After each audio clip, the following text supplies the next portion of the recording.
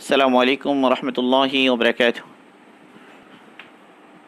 الحمد لله رب العالمين، الصلاة والسلام على أشرف الأنبياء والمرسلين وآله وأصحابه أجمعين. أما بعد، فأعوذ بالله من الشيطان الرجيم. بسم الله الرحمن الرحيم. عبس وتولى أن جاءه الأعمى وما يدريك لعله يزكى أو يذكر فتنفعه الذكرى أما من استغنى فأنت له تصدى وما عليك ألا يزكى وأما من جاءك يسعى وهو يخشى فأنت عنه تلهى كلا إنها تذكرة. صدق الله المولانا العظيم. আলহামদুলিল্লাহ, আল্লাহ পাকের মেহেরবানি, আল্লাহ পাকের ইহসান। এটি আমাদের দারসুল কোরআনের উপরে 20তম দার্স। আমাদের আলোচনা চলছে সূরা আবাসা এর উপর। আমরা গতকাল কিছু বিষয় আলোচনা করেছি। আজকে ইনশাল্লাহ আরও কিছু জরুরি বিষয় রয়ে গিয়েছে, সেই বিষয়গুলো ইনশাল্লাহ আলোচনা হবে।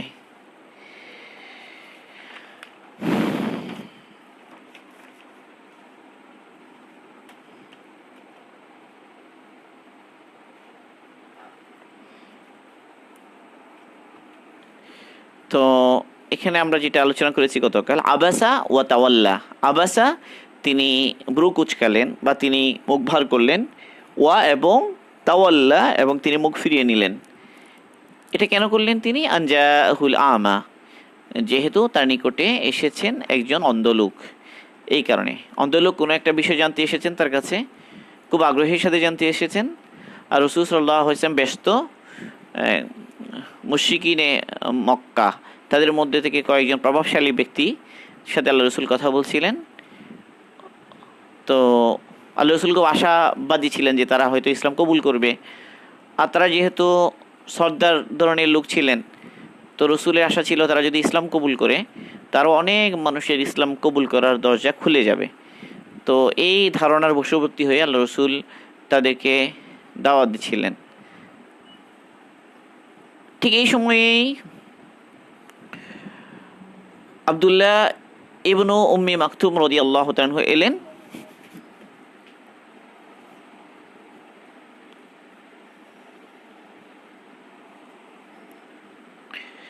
আব্দুল্লাহ ইবনে উম্মি মাকতুম রাদিয়াল্লাহু তাআলা আনহু এলেন।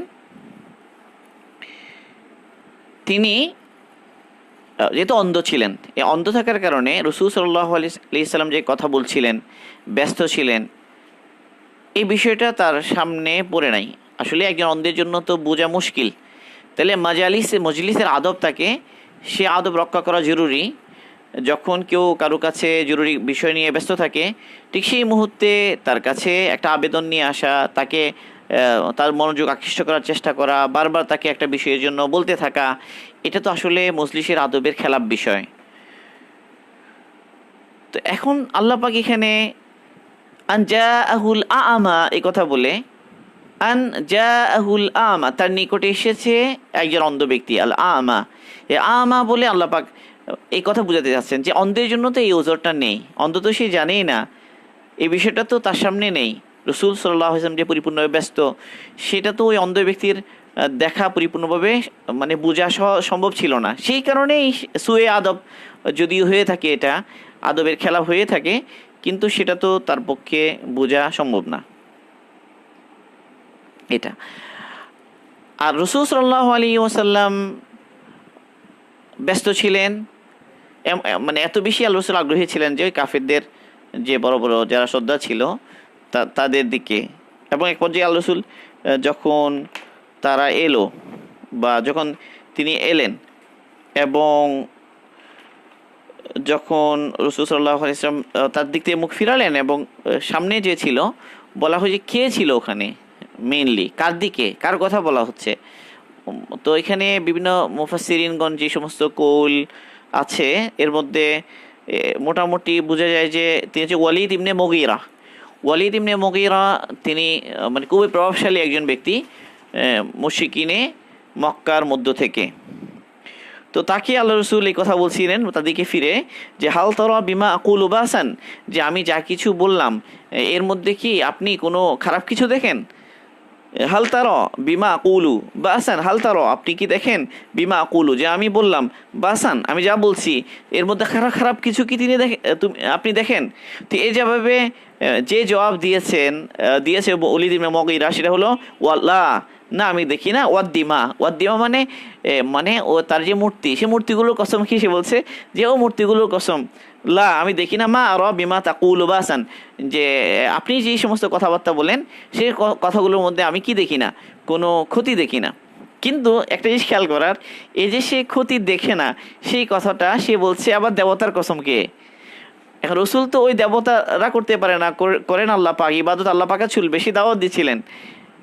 তো সেই কথাগুলোর মধ্যে কোনো কি নাই, কোনো বাস নাই, কোনো অসুবিধা নাই। এই কথাটা সে বলছে আবার কসম খাচ্ছে কি তো তার দেবতাদেরই। যাই হোক, তো এখানে একটা বিষয়, যেটা রসুল তো ব্যস্ত ছিলেন, এই কারণে আল্লাহ রসুল মনোযোগ দিতে পারেন না। এখন এখানে একটা প্রশ্ন আসবে, এটা এই যে আল্লাহ পাক আল্লাহ রসুলকে তিরস্কার করলেন এবং পরোক্ষ তিরস্কার করলেন, সরাসরি যেন তিরস্কারটা রসুলের উপর না পড়ে, এই জন্য আবাসা ওয়া তাওয়াল্লা, তিনি মুখ ভার করলেন, তিনি মুখ ফিরিয়ে নিলেন, এইভাবে বললেন। এই কথাটা আমরা গতকাল বলেছি, আলহামদুলিল্লাহ গতকাল আমাদের আলোচনায় এসেছে এই বিষয়টা। তো এখানে একটা বিষয় আসবে, তাহলে তার মানে এই কাজটা তো আল্লাহ পাকের নিশ্চয় পছন্দ ছিল না, তিরস্কার তো অপছন্দনীয় বিষয়ের উপরেই হয়।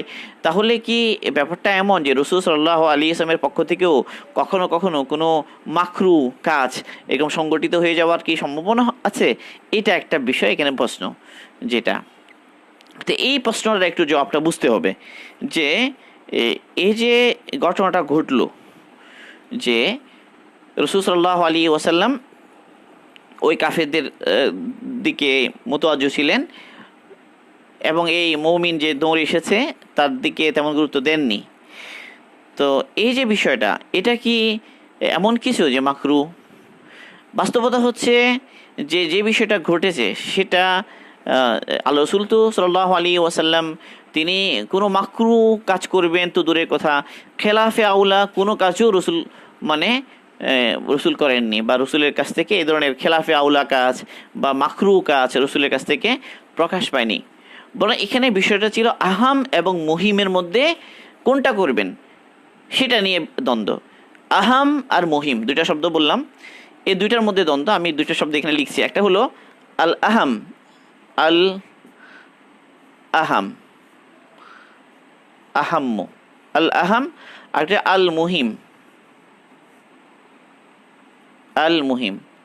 আহাম আর মহিমের মধ্যে পার্থক্য হচ্ছে, আহাম মানে হলো বেশি গুরুত্বপূর্ণ, আর আল মুহিম মানে সেটাও গুরুত্বপূর্ণ।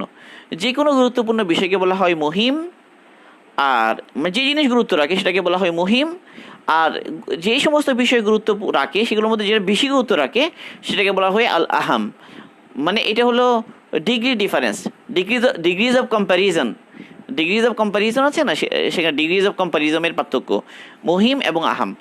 তো মুহিম আসলে এখানে দুটাই তো গুরুত্বপূর্ণ। ওই যে কাফেররা মুসলমান হওয়া সেটাও কোনো কম গুরুত্বপূর্ণ বিষয় না, তাদেরকে নসিহত করা, তাদেরকে দাওয়াত দেওয়া, এবং রসুল তো দাওয়াতের জিম্মাদারি নিয়ে এসেছেন।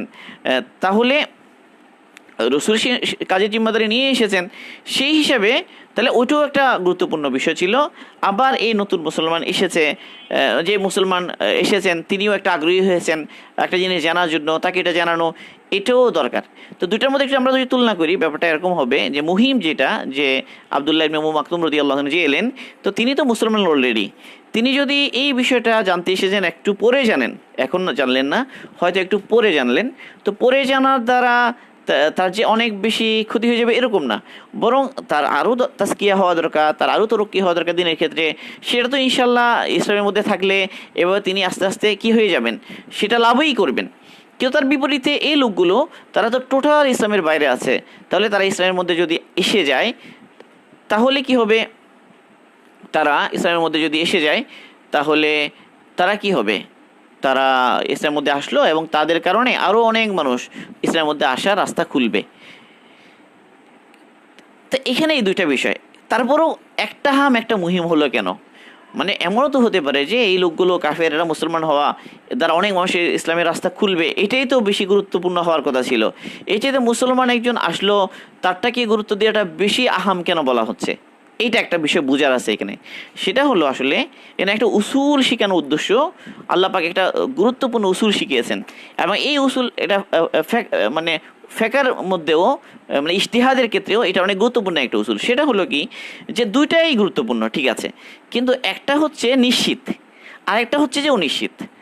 মানে এই কাফেররা মুসলমান হবে, তারা হয়ে আরও অনেক লোকের ইসলামের মধ্যে আসা দরজা খুলবে, এটা কিন্তু অনেক বড় উপকার মনে হচ্ছে বাহ্যিকভাবে, কিন্তু এটা ততটা ইয়াকিনি নয়, ততটা নিশ্চিত নয়, যতটা এই যে তলব নিয়ে আগ্রহ নিয়ে যে মুসলমান দৌড়ে আসে তার উপকারটা হওয়াটা যতটা নিশ্চিত, যতটা ইয়াকিনি, সেই পরিমাণে ইয়াকিনি নয় ওই কাজটা। দুটোই গুরুত্বপূর্ণ ঠিক আছে, কিন্তু একটা হওয়াটা ইয়াকিনি আর একটা হওয়াটা মানে ধারণা প্রসূত। এখন কথা হলো, এখানে বিষয়টা হলো এমন যে রসুল সাল্লাল্লাহু আলাইহি ওয়াসাল্লামের কাছে তো ওহী আসেনি ওই মুহূর্তেও, মানে তিনি তো জানেন না। আল্লাহ রসুল এমন একটা পরিস্থিতি ঘটলো, একদিকে ওই কাফের তাদের সাথে কথা বলছেন, এইদিকে যদি আল্লাহ রসুল মোতওয়াজ্জহ হয়ে যান তাহলে তারা চলে যাবে, এই মৌকা সুযোগটা হারিয়ে ফেলবেন। তাহলে সেটা আরেকটা হলো একজন নতুন মানুষ জানতে চেয়েছে সেটা, তাহলে দুইটা জিনিস কি হয়ে গেল, একত্রিত হয়ে গেল। এখন কোনটাকে প্রাধান্য দিবেন? এটা তো কোনো ওহী আসেনি, তাহলে এই ওহীর অনুপস্থিতিতে রসুলকে যে কাজটা করতে হচ্ছে, সিদ্ধান্ত নিতে হচ্ছে, এটা কি? এটা একটা ইজতিহাদ। তাহলে এটা একটা মহল্লে ইজতিহাদ, মানে ইজতিহাদের জায়গা, ইজতিহাদের জায়গা। এটা ইজতিহাদ বলা হয় যে কোনো একটা বিষয়ে সঠিকটা পাওয়ার জন্য চিন্তা গবেষণা, এটার নাম হলো ইজতিহাদ। তাহলে এখানে রসুল সাল্লাল্লাহু আলাইহি ওয়াসাল্লামের তো একটা ইজতিহাদ আছে এখানে, যে কোনটা করবেন, কোনটা করবেন। তো এর মধ্যে আল্লাহ রসুল কি করেছেন, যে হয়তো ওইটাই প্রাধান্য দিয়েছেন যে যে এরা তো এটা, কিন্তু এটাও একটা ইজতিহাদ, এবং ইজতিহাদের কারণেই এটা। তাহলে বাস্তবে এটা কি নয়, এটা কোনো গুনাহ নয়, বা এটা কোনো ওইরকম কোনো মাকরুহ বিষয় নয়, বরং ব্যাপারটা যেটা হয়েছে এটা হলো যে রাসূল সাল্লাল্লাহু আলাইহি ওয়াসাল্লাম এই আহাম এবং মুহিম, এই দুটার মধ্যে মুহিম যেটা, এটাকে গুরুত্ব দিয়েছেন, আহাম এটার চাইতে মুহিমের দিকে গুরুত্ব দিয়েছেন এই সাময়িক এটা। কিন্তু এখানে আরও কতগুলো বিষয় ঘটে গেছে। একটা হলো একজন মুসলমান মুমিন, তার এবং তার বিরুদ্ধে একজন কাফের মুশরিক একদিকে। দুই নম্বর হলো যে মুসলমান, সে তার মধ্যে তলব আছে, আগ্রহ আছে, তার বিপরীতে আরেকজন তার মধ্যে তেমন কোনো আগ্রহ নেই, সে বেপরোয়া, তার মধ্যে আগ্রহ কম, এই ব্যক্তির মধ্যে আগ্রহ বেশি, এই ব্যক্তি মুমিন, ওই ব্যক্তি মুশরিক। তাহলে এটা স্বাভাবিকভাবে একটু এরকম হয় ব্যাপারটা, যে মুমিনের তুলনায় মুশরিককে প্রাধান্য দেওয়ার ক্ষেত্রে সাময়িকভাবে মনে হচ্ছে যে মুমিন তার একটু নাকদরি হলো, বা তার একটু মনে কষ্ট পাওয়ার একটা পসিবিলিটি আছে। এই জিনিসটা দূর করার জন্য আল্লাহ পাক তার প্রতি সদয় হওয়া, যেন সদয় হন আল্লাহ রসুল, সেদিকে কি করেছেন আল্লাহ রসুল, সেই জন্য রসুলকে মৃদু তিরস্কার করেছেন, একটা বিষয়। তো বাকি এইটা কোন ধরনের বিষয়, তো এখানে যারা মুফাসসিরগণ এই কথা লিখেছেন যে আসলে অনেক সময় হয় কি, মানে একদম একটা হলো যে নেককার আবরার, যারা নেক কাজে অগ্রগামী, আগ্রহ মুকাররাব, মানে যারা একদম আল্লাহ পাকের নৈকট্যশীল বান্দা। তাহলে দুই ধরনের হয় বান্দা, অনেক সময় বান্দাদের মধ্যে দুই স্তর হয়। এক হলো তারা যারা আবরার, সবসময় নেক কাজ করে, নেককার মুসলমান, নেককার দিনদার। আরেক স্তর হলো মুকাররাবিন, মুকাররাবুন, মানে যারা আল্লাহ পাকের অনেক ঘনিষ্ঠ। তো অনেক সময় হয় কি, যে হাসানাতুল আবরার সাইয়্যাতুল মুকাররাবিন, একটা কথা আছে, মানে মুকাররাব যারা, মানে অনেক সময় যারা নেককার তাদের জন্য একটা জিনিস সওয়াব নেকি, তার জন্য ভালো, ওইটাই আবার মন্দ কার জন্য, যে আরও বেশি মুকাররাব তার জন্য, মানে তার কাছে প্রত্যাশা আরও বেশি, তার কাছে চাহিদা আরও বেশি। তো এই কারণে অনেক সময় এমন হয় ওটা কিন্তু নেকিরই কাজ, ওটা কিন্তু গুনার কাজ। রসুল নাউজুবিল্লাহ কিন্তু গুনার প্রশ্নই আসে না, রসুল তো তার জিম্মাদারি, দায়িত্ব, দাওয়াত, নসিহত এখানেই ব্যস্ত ছিলেন। তাহলে এমন একটা বিষয় সেটা, যে সেটা তো আসলে হাসানাতি নেকি, কিন্তু অনেক সময় এমন হয় যে যারা মুকাররাব বেশি ঘনিষ্ঠ, তো তাদেরকে একটু তাম্বি করা হয়, যে কারণ আল্লাহ পাক তাদের কাছে আরেকটু বেশি চান, ব্যাপারটা হলো এরকম। এই জন্য কোরআনে পাকে যত জায়গায় এই বিষয়গুলো আছে, যেমন নূহ আলাইহিস সালাম তার ছেলেকে উঠতে বলা ওই নৌকার মধ্যে, এই বিষয়টা, যেমন ইব্রাহিম আলাইহিস সালাম যে সবাইকে ওয়ারিস বানাতে বলা, এরপরে আরও কতগুলো জায়গা আছে, বিভিন্ন ক্ষেত্রে ঘটেছে এই বিষয়। মুসা আলাইহিস সালামের খিজির ইসলামের ঘটনার মধ্যেও আছে বিষয়গুলো, আর বিভিন্ন ক্ষেত্রেই আছে।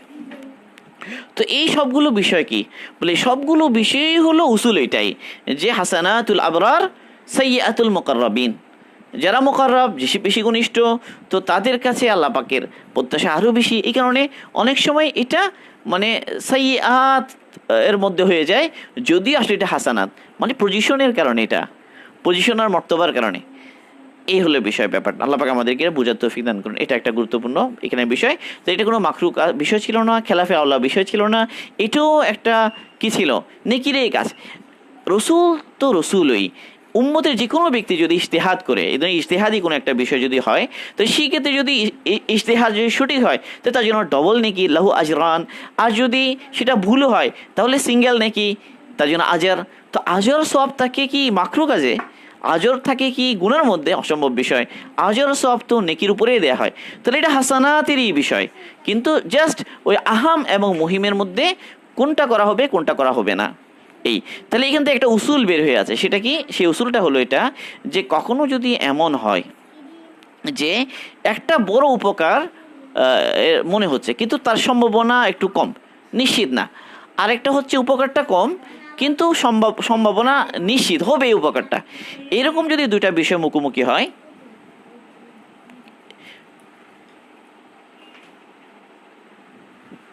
এরকম দুইটা বিষয় যদি মুখোমুখি হয়, একটা নিশ্চিত কিন্তু উপকারটা একটু কম, আরেকটা হলো উপকারটা অনেক বড় কিন্তু নিশ্চিত না, এই দুই ধরনের একটা বিষয় যদি মুখোমুখি হয়, তাহলে প্রাধান্য দিতে হবে কোনটাকে, যেটা উপকার কম থাকলেও, যেটার মধ্যে উপকার কম হলেও কিন্তু নিশ্চিত, সেটাকে প্রাধান্য দেয়া। আর আরেকটাতে যেটা উপকার অনেক বেশি হলেও কিন্তু উপকারটা নিশ্চিত নয়, সেটার তুলনায় ওইটাকে প্রাধান্য দেয়া যেটা নিশ্চিত।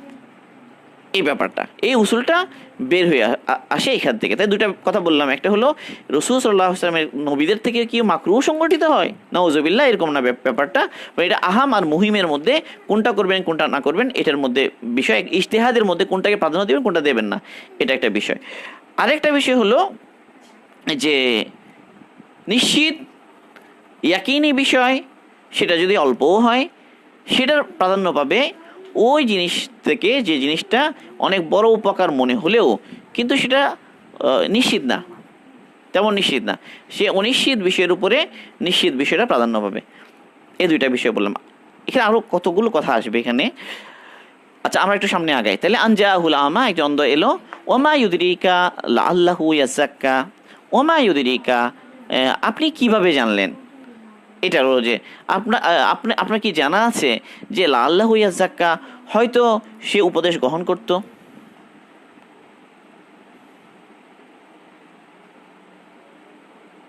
সে উপদেশ গ্রহণ করত। আও ইয়াদ্দাক্কারু ফাতানফাহু যিকরা, অথবা সে উপদেশ গ্রহণ করত, ইয়াতাযাক্কা মানে সে সংশোধিত হতো। লাআল্লাহু ইয়াযাক্কা, আসলে ইয়াযাক্কা এটা ছিল ইয়াতাযাক্কা, মানে এটা বাবে তাফাউল থেকে এসেছে। এটা অবশ্য মানে সার্ফের বিষয়, মানে বিভিন্ন আবওয়াব, মানে বিভিন্ন ফেলের বাবের বিষয়।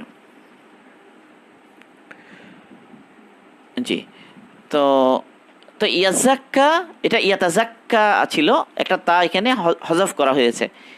তো মানে সংশোধিত হওয়া, মানে পবিত্রতা হাসিল করা, এই বিষয়টা কালকে আমরা আলোচনা করেছি। তাহলে একটা হলো তার পবিত্রতা হাসিল হতো, এটা বোঝা গেল। আরেকটা হলো ইয়াদ্দাক্কারু, ইয়াদ্দাক্কারু মানে উপদেশ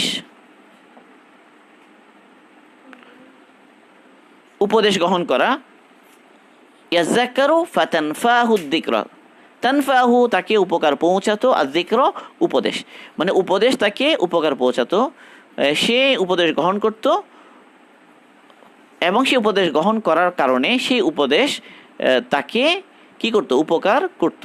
এটাই বলা হয়েছে এখানে। আও ইয়াদ্দাক্কারু, সে উপদেশ গ্রহণ করত, ফাতানফাহু আয-যিকর, তাকে ওই উপদেশ উপকার পৌঁছাতো, উপকৃত করত। জি, তাহলে এইখানে এতটুকু আমরা বলি, এরপরে আয়াতে চলে যাই।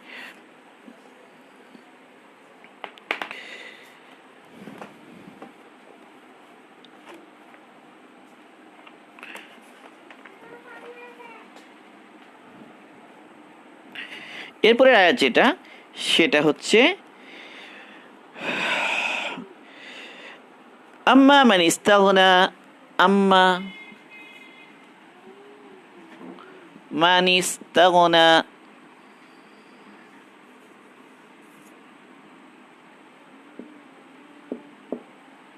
আম্মা মান ইস্তাগনা فأنت له تصدى، فأنت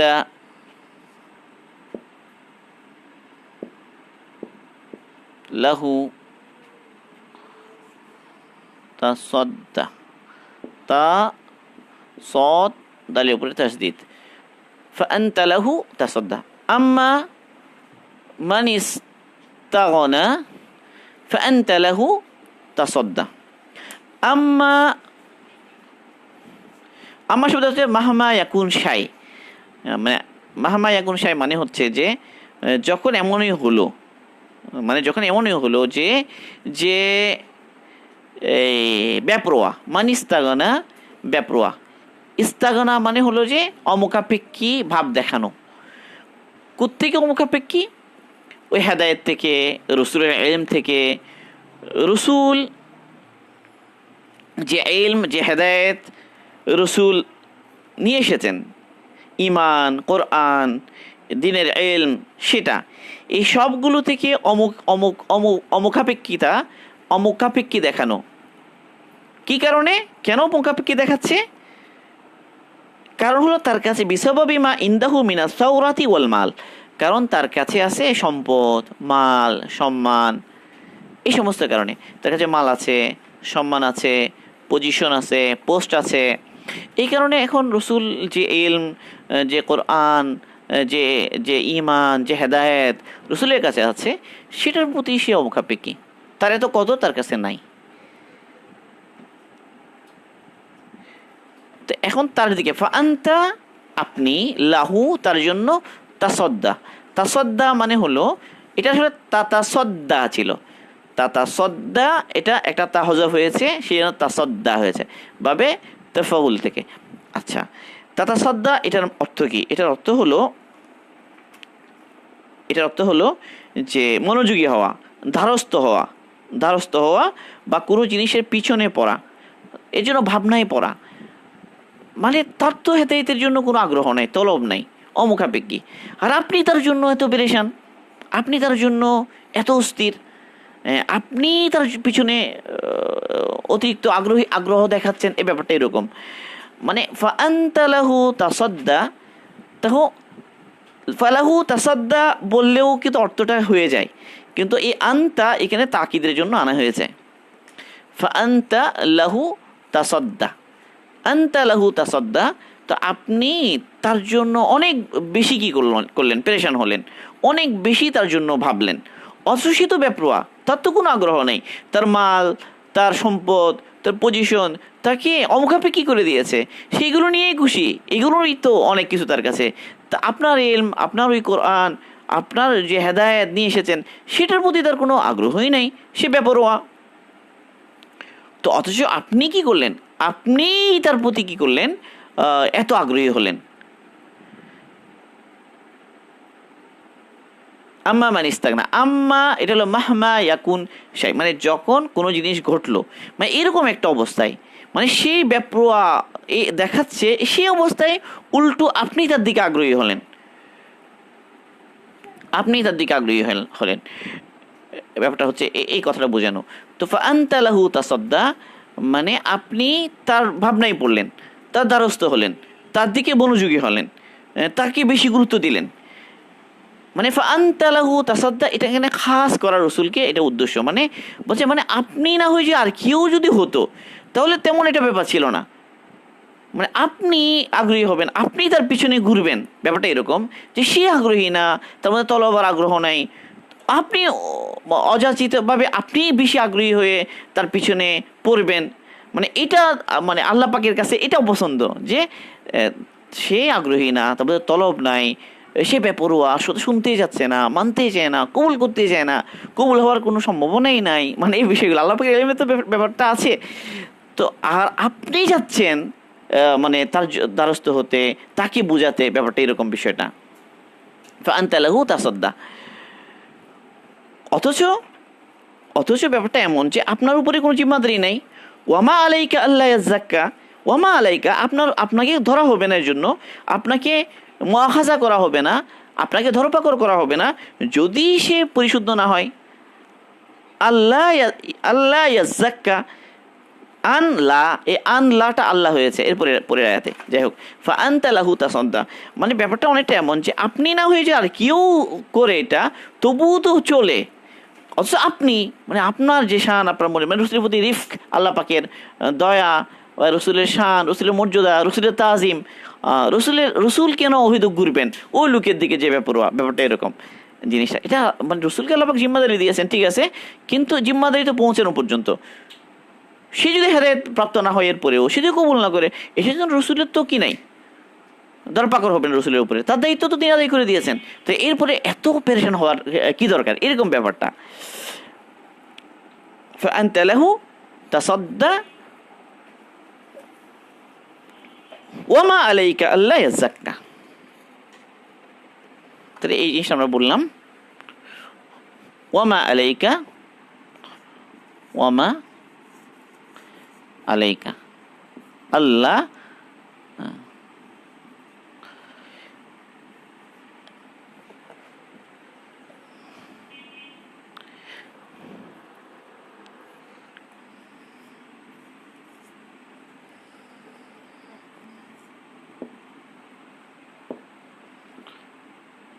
ইয়াজ্জাক্কা,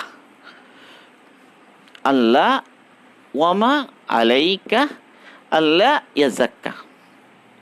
এখানে আল্লাহ, এটা তার উদ্দেশ্য হচ্ছে আন লা, এ আন লা এটা আল্লাহ হয়ে গেছে, ইয়াজ্জাক্কা, লা ইয়াজ্জাক্কা মানে সে যদি পরিশুদ্ধ না হয়, লা ইয়াতাযাক্কা ছিল, এটা লা ইয়াজ্জাক্কা, আন লা ইয়াজ্জাক্কা মানে সেই যদি পরিশুদ্ধ না হয়, সেই যদি দিন গ্রহণ না করে, সে যদি হেদায়েতের উপরে আসতে না চায়, তাহলে এর তো এই জিম্মাদারি তো আপনার উপর না, এ আলাইকা আসে সাধারণত, এ আলাইকা আসে মানে যেমন এই জিনিসটা আমরা কত জায়গায় দেখি, যেমন ধরেন লাহু মা কাসাবাত ও আলাইহা মাকতাসাবাত, লাহু মা কাসাবাত ও আলাইহ মা, লা মা কাসাবাত লাহা, লাহা মা কাসাবাত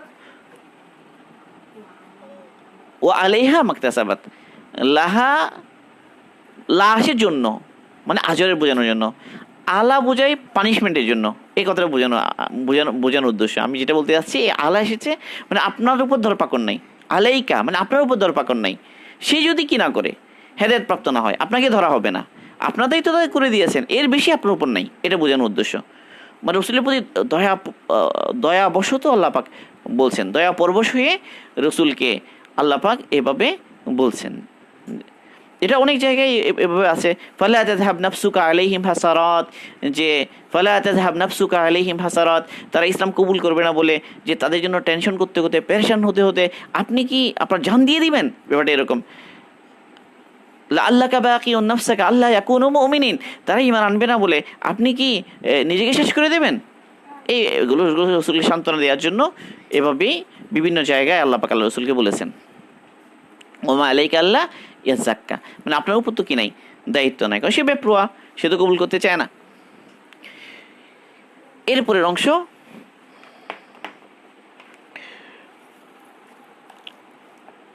ওয়া আম্মা মান জাআকা, ওয়া আম্মা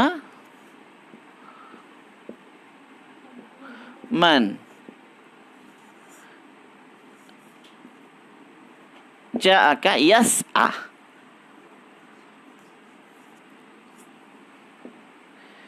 يسعى وأما من جاءك يسعى وهو يخشى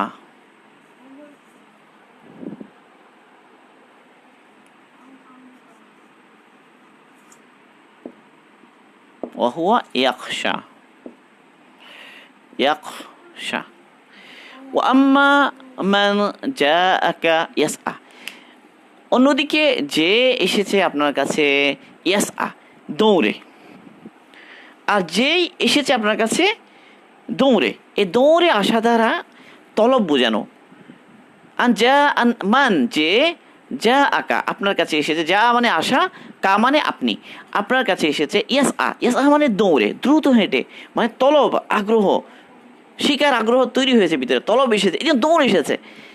ওয়াহুয়া ইয়াকশা, এবং সে আল্লাহ পাককে ভয় করে, তারপরে সে মৌমিন, ভয়ও করে। ভয় করে কাকে? আল্লাহ পাককে ভয় করে। তার মানে নসিহত কবুল করার সম্ভাবনা অনেক বেশি, তার উপকার হাসিল করার অনেক বেশি। তো এই দুটা জিনিস যখন মানুষের মধ্যে আসে, তলব কেন? ভয়ের কারণে।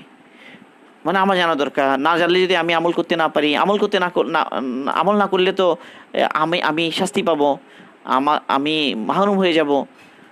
বা আমি যদি হালাল হারাম বুঝতে না পারি, জানতে না পারি, আমি যদি হারামের মধ্যে লিপ্ত হয়ে যাই, আমি তখন জাহান্নামে চলে যাব। এইটা হলো ভয়। এটা ইমানের সাথেই এটা থাকে, ইমান না থাকলে এটা থাকে না। তাহলে এক ব্যক্তির তলব আছে, তলব দেখাচ্ছে, কিন্তু এই ভয়টা নাই, তার জিন্দগিতে ওই আমাল এর প্রতি আগ্রহ ওটুক নাই। আরেক ব্যক্তির তলবও আছে, তার মধ্যে ভয়ও আছে, মানতেও চায়। তাহলে সেই ব্যক্তি আসলে এলিম শেখার জন্য যোগ্য। এই জন্য আলী রাদিয়াল্লাহু তাআলা বলেছেন যে মানে এলম কাকে দিতে হবে? এলম দিতে হবে যে যোগ্য তাকে। মানে অযোগ্যকে এলম দেয়া এটা দিনকে ধ্বংস করা নামান্তর। এটা অনেকেই বলেছেন যে এলম কাকে দিতে হবে, দিতে হবে এলম? যে আসলে এলমের জন্য যোগ্য। যদি এলম অপাত্রে রাখা হয়, তাহলে সে তো এই এলমকে ব্যবহার করে ক্ষতি করবে। তাহলে ওয়াম্মা মান জাআকা ইয়াসআ ওয়া হুয়া ইয়াখশা, যে আপনার কাছে দৌড়ে এসেছে, ওহুয়া ইয়াকশা, ওয়াহুয়া ইয়াকশা তার হাল বলেছেন, তার অবস্থা মুমিন, ইমানের কারণে এলমের প্রতি আগ্রহ। আসলে এলমের প্রতি আগ্রহ তো এটা ইমান থেকে আসে। মানে ইমান যে পরিমাণ বাড়বে কারো, মানুষ যখন ইমানের জন্য মেহনত করে, ইমানের জন্য সময় দেয়, এখন অথচ এলমের প্রতি তার আগ্রহ দেখা যায় না, এলমের প্রতি তলব দেখা যায় না, এলমের জন্য সে দৌড়ায় না। তাহলে অথচ ইমানের মেহনতের নতিজা, ফলাফল এটা হওয়া দরকার ছিল, ইমান আসলেই সে এলমের জন্য দৌড়াবে, এলমের প্রতি চাহাত তার তৈরি হবে, এলমের জন্য পিপাসা তৈরি হবে, সে এলমের জন্য এই পিপাসা তাকে বেচায়ন করবে, সে এর জন্য আগ্রহী হবে। এখন তো সে মেহনত করে ইমানের, কিন্তু সেই ইমান যে মেহনত করে যে ইমান বাড়ালো, সেটা তাকে শেখানোর দিকে নিয়ে যায় না। লম্বা একটা সময় ধরে ইমানে মেহনত করার পরেও কেরাতটা শুদ্ধ নাই, কোরআনটাও শুদ্ধ, এটা ঠিক করার কি নাই? তলব নাই। অনেক জরুরি মাসায়েল, এগুলো জানা দরকার, জানার কোনো আগ্রহ নাই। নিজের ধারণার উপরে কোনো মতে চলছে, নিজে ব্যবসা করে, চাকরি বাকরি করে, ফ্যামিলি আছে, পরিবার আছে, মুআমালাত মশাত কত কিছু তার। এই বিষয়গুলো ঠিক করার জন্য এলম দরকার, সে এলমের প্রতি কি নাই? পিপাসাটা নাই। তাহলে এখানে একটা বিষয়, তাহলে এই যে ইমানের মেহনত, এটার যে সামারাত আর ফলাফল নতিজা যেহেতু দেখা যাচ্ছে না, তাহলে বোঝাই যায় তার মেহনত কি সহি, তার মেহনত কি সঠিক, তার মেহনত কি সঠিক মাকসাদের উপর আছে নাকি নাই। এই প্রশ্নটা অনেক গুরুত্বপূর্ণ। এখানে ওয়াহুয়া ইয়াকশা এটা না বললেও তো হতো। ও আম্মা মান জাআকা ইয়াসআ, যে ব্যক্তি আপনার কাছে দৌড়ে আসলো, এটা দ্বারাই তো তলবার আগ্রহ বোঝা যাচ্ছেই, তলব আছে, আগ্রহ আছে। এর সাথে তার কোন অবস্থায় সে দৌড়ে এসেছে, ওয়াহুয়া ইয়াকশা, হালিয়া, এটা ওয়াহুয়া ইয়াকশা মানে সে ভয়ও পায়, ভয়ের সাথে, এই ভয়ের কারণেই, ওই ভয় তাকে তাড়িয়ে বেড়ায়, ওই ভয়ের কারণেই সে এলমের পিছনে ছুটে, ভয়ের কারণেই সে ওলামাদের মানে পিছু ছাড়ে না। কোন ভয়? যে আমি যদি না জানি, আমার আমলটা যদি সঠিক না হয়, আমি যদি না জেনে গুনাহ করে ফেলি, আমি যদি না জেনে হারামের মধ্যে পড়ে যাই, তাহলে আমার কি অবস্থা হবে? এই তলবটাই হলো মতলুব, এই তলবটাই হলো সাচ্চা তলব। যেই তলবের কদর আল্লাহ পাক করছেন এখানে। আল্লাহ পাক বলছেন যে এই ধরনের এক তলব নিয়ে যে আসে, তাকে তো ফিরানো যায় না, তার প্রতি তো অবহেলা করা যায় না, তাকে তো মানে সামান্য সময়ের জন্য মানে তারটা পিছু করার একটু দেরি করা যায় না। তার তলব সঠিক, তার এখনই জানানো দরকার, এরকম একটা ব্যাপার। কে সেটা? কার? ওই যখন ইমানের মেহনত, ইমান যার মধ্যে এই তলব আর আগ্রহ তৈরি করে, যে আগ্রহ তাকে দৌড়ের মধ্যে তুলে, ইলমের জন্য দৌড়, দিন শিকারের জন্য দৌড়, দিনের জন্য তলব, এর জন্য কুরবানি, স্যাক্রিফাইস, এটার জন্য যাহা কুরবানি করা দরকার এটার জন্য সে তৈরি আছে। এমন নয় যে সুযোগ পেলাম এর পরে অবহেলা, গাফলতি, ইচ্ছে হলে করি, ইচ্ছে হলে না করি, এরকম না। বরং এটার কদর বোঝা, এটার দাম বোঝা, এই দামি জিনিসের জন্য কতটুকু দৌড়ানো দরকার, কতটুকু ফিকির হওয়া দরকার, এটা বোঝা। একজন অন্ধ সাহাবী আব্দুল্লাহ ইবনু উম্মি মাকতুম রাদিয়াল্লাহু তাআলা আনহু, মাযুর অন্ধ, কিন্তু ভিতরে ইমান আছে, ওই ইমান তাকে কি পরিমাণ দৌড়ের উপর তুলছে, ইলমের জন্য কি পরিমাণ তিনি দৌড়াচ্ছেন, রসুলের কাছে যাচ্ছেন। এবং বলা হয় যে তিনি বারবার বলছিলেন, এখানে বারবার পেশ করছিলেন যে আল্লিমনি মিম্মা আল্লামাকাল্লাহ, হে আল্লাহ রসুল, আপনাকে আল্লাহ পাক যা শিখিয়েছেন তার থেকে আমাকে শিখান, বড় বারবার পেশ করছিলেন। আর রসুল আরেকটা মুহিম কাজে ব্যস্ত ছিলেন বলে একটু কি করেছেন, একটু অবহেলা বা করেছেন বা একটু মুখ ফিরিয়ে নিয়েছেন। কিন্তু আল্লাহ পাকের কাছে ওই তলব, ওই সাচ্চা তলবের এত দাম, যেটা ইমানের কারণে এসেছে, ভয়ের কারণে এসেছে, দিন শিকার প্রতি আগ্রহ সৃষ্টি হয়েছে, দৌড়ে গিয়েছেন, সেটার এত পছন্দ হয়েছে আল্লাহ পাকের কাছে, এটার কারণে রসুলকে আল্লাহ পাক তিরস্কার করছেন। রসুলকে আল্লাহ পাক বলছেন যে আপনি কি করলেন, মানে আপনি তো তাকেই গুরুত্ব দেওয়া দরকার ছিল। আম্মা মান যা কায়াস ও একসা, তার মধ্যে ভয়ও আছে, তলবও আছে, প্রচেষ্টাও আছে, মাজুর হওয়া সত্ত্বেও সেই তো প্রাধান্য পাওয়ার যোগ্য।